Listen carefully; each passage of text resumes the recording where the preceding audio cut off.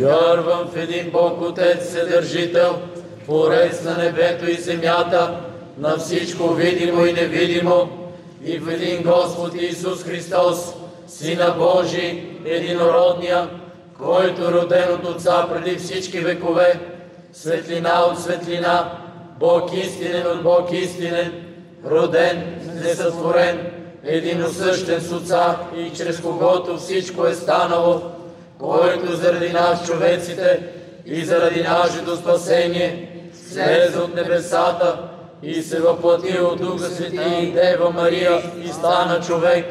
и бе разпът за нас при Понтия Пилата и страда и бе погребан и възкръсна в третия ден според Писанията и възлезе на небесата и седи отдясно на Отца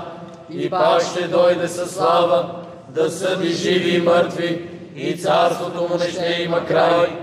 И в Духа Святаго, Господа, животворящия, който от Отца изхожда, комуто се покланяме и го славим наравно с Отца и Сина, и който е говорил чрез пророците, в една света, съборна и апостолска църква,